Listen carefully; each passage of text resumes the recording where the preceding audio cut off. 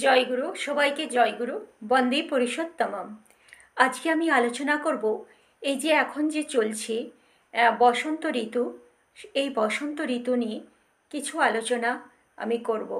তো March April এই সময়টায় আমাদের কি হয় শরীরে, এই যে আগে শীতকাল গেল, আম, মানে পৌষ মাঘ, এই শীতকালের দরুন আমরা জানি শীতকালে একটা ঠান্ডা আবহাওয়ার জন্যে কফ সৃষ্টি হয়। সেই কফটাই আমাদের শরীরে থাকে, সেটাই বেড়ে যায়, জমা হয়ে থাকে, বেরোয় না। সেই জন্যে এই সময় দেখবে চট করে এই সিজন চেঞ্জের সময়, এই যে এবার গরমের দিন আসছে, বৈশাখ মাস পড়লে তো গরম আসবে, তার আগের যে এই যে পরিবেশটা, আবহাওয়াটা এতদিন শীতকাল ছিল, তারপর এই যে তার পরবর্তী সময়ে যে গরম আসবে, আর এই যে মাঝের সময়টা বসন্ত ঋতু, এই সিজন চেঞ্জের সময় চট করে সবাইরই ভীষণ কিন্তু ঠান্ডা লেগে যায়। শীতকালে এত কিন্তু ঠান্ডা লাগে না আসলে। গরম ঠান্ডা, একবার ঠান্ডা আবহাওয়া হচ্ছে তো একবার গরম আবহাওয়া বইছে, একবার দক্ষিণে বাতাস বইছে তো একবার ঠান্ডা বাতাস উত্তরে বাতাস বইছে। এইটা শরীর নিতে পারে না, বিশেষ করে যাদের শরীর দুর্বল, তাদের শরীর একদম নিতে পারে না এই সময়টা। আর তার জন্য শরীরের নানা রকম সমস্যা দেখা দেয়। তাহলে আমরা কিভাবে চলবো এই বসন্ত ঋতুতে? না, বসন্ত ঋতুতে আমাদের চলতে হবে। এই সময় আবার দেখা যায় যে পক্স, যেটা বসন্ত সেটারও প্রাদুর্ভাব দেখা যায়। তো তার জন্য বাসক পাতা ফুটিয়ে খেলে কিন্তু ভালো। আর তাছাড়া ডাক্তারে যা ওষুধ দেবে সেটা তো খাবেই।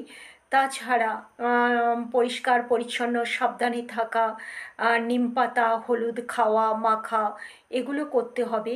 আর এই সময় যেহেতু কফটা শরীরে সঞ্চিত হয়ে থাকে, সেই জন্য এই সময় খুব মিষ্টি জিনিস, অর্থাৎ মিষ্টি জিনিস আমরা জানি শরীরে কফ সৃষ্টি করে, এগুলি না খাওয়াই ভালো।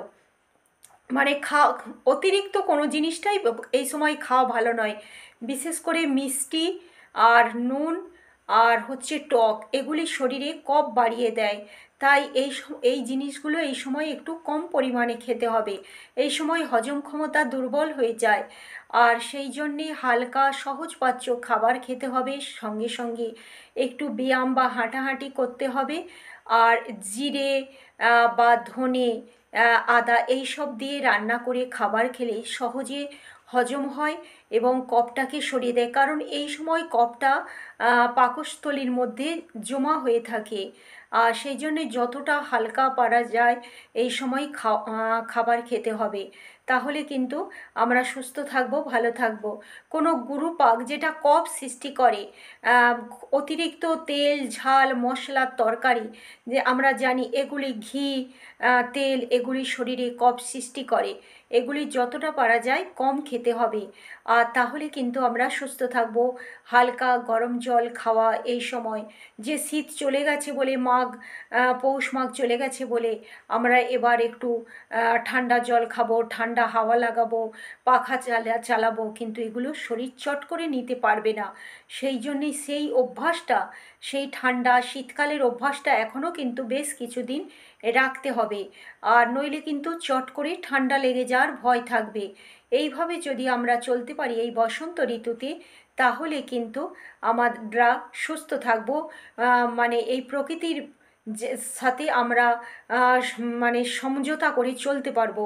প্রকৃতি বিরুদ্ধেও আমাদের যাওয়া উচিত নয়। যখন আমার পরম প্রেময় শ্রী ঠাকুরও বলেছেন, প্রকৃতি যখন যেমন হবে সেইভাবে খাওয়া দাওয়া আহার বিহার যদি আমরা চলতে পারি, তাহলে কিন্তু নিজেরা ভালো থাকবো। নিজেরা যদি যদি সুস্থ থাকি, ভালো থাকি, তাহলে পরিবারের সবাইকে আমরা দেখতে পারবো। অসুস্থ হয়ে পড়লে তখন কিন্তু পরিবারের সকলেরই অসুবিধা। তাই এই নিয়মগুলি প্রত্যেকেরই মেনে চলা উচিত। যেগুলিতে কফ সৃষ্টি করে এমন খাবার এই সময় খাওয়া উচিত নয়। সেই জন্যে টক মিষ্টি নুন, এগুলিকে নুন অতিরিক্ত এমনিতেই খেলে শরীরে চুলকানি ভাব দেখা দেয়। আর টক ভাব পিত্তকে বাড়িয়ে দেয়, তখন কফ সেখানে কাজ করতে পারে না। তাই একটু তীক্ষ্ণ কটু কটু মানে ঝাল, মরিচ, আদা এগুলো খেলে কফ সরে যায়, এগুলো খেতে হবে। কষা আমলকিটা সবসময়ই 12 মাসই খাওয়া যায় ভালো। এর মধ্যে সেই অম্ল ভাবও আছে, আবার কষা ভাবও আছে, আবার মধুর ভাবও আছে। তাই আমলকি সবসময়ই পথ্য, সদা সর্বদাই আমলকি পথ্য, সর্বৌষধি মহৌষধি যা বলি আমলকির মধ্যে পাওয়া যায়। তাই আমলকি সদা সর্বদাই খাওয়া যায়, আর বসন্ত ঋতুতেও খাওয়া যায় আমলকি। তো শীতকালের আমরা জানি পাওয়া যায় বেশি বেশি করে, আবার এই সময়েও অনেক জায়গায় পাওয়া যায়। যতদিন পাওয়া যায় কিছুটা মোরব্বা করে বা শুকিয়ে রেখে দিতে পারলে ভালো।